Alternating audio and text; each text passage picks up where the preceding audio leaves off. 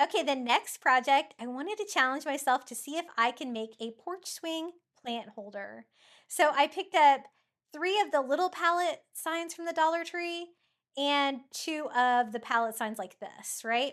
I thought those could be the back of my porch swing. And the little pallets that are a little thicker there, those little square ones, can be the seat of my porch swing. And I do want it to recline as well. So I'm going to do a couple things to it to give it a little bit more character. One thing is I want my boards to be spaced out evenly like this. And I do need to connect them together. So I'm going to do that with a Jenga block from the Dollar Tree. I spaced them out so the wood panels are separate like they are all the way across. That's just going to make it look, I think, a little bit better.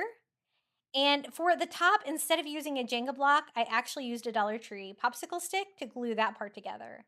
And the reason why is because I want the back to be slanted back, like kind of in a reclining position. I think that's going to give it more character. And so I want the bottom to be kicked out from the wall a little bit. Now for the seat, I just went ahead and glued them end to end, making sure all my lines are kind of going the same direction. I think that's going to look better. To reinforce this one, I'm going to use a popsicle stick here on the back as well. And I think this is just going to make it stronger because it's going to be holding some ceramic pots from the Dollar Tree. I want it to be really strong. I just used hot glue there to attach that. And then this is thick. I can also use my staple gun to reinforce that as well. So we have the back panel and we have the seat to our porch swing. And now it's a challenge of trying to put it all together.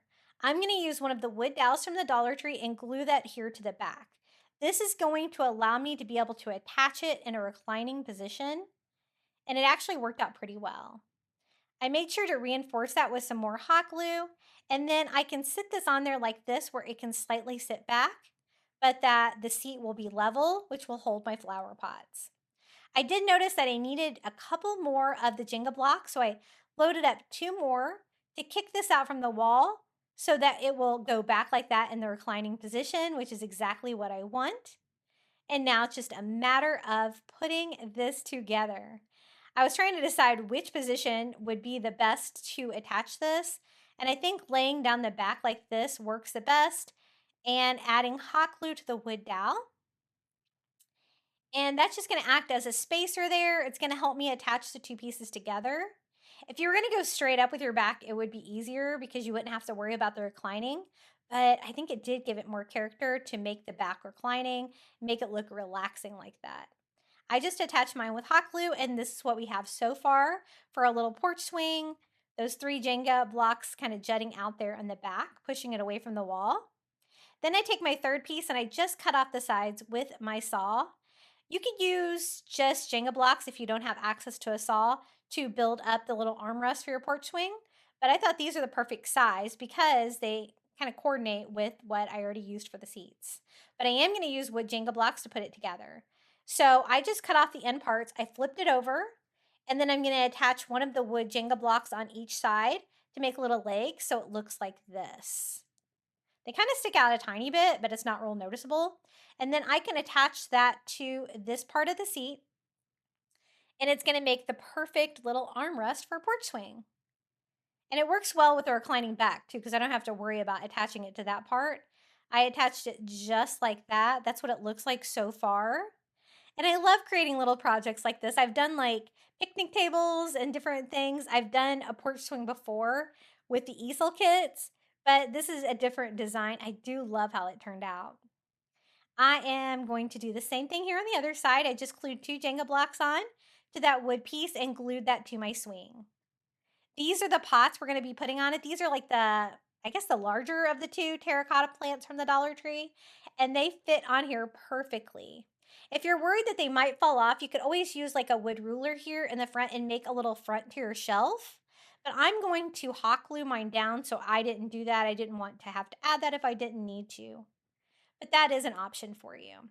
Now to hang it, I did think about using the wire chains from the Dollar Tree, but they're a little bit too large scale for this project. So I'm just gonna use twine, and it actually worked perfectly.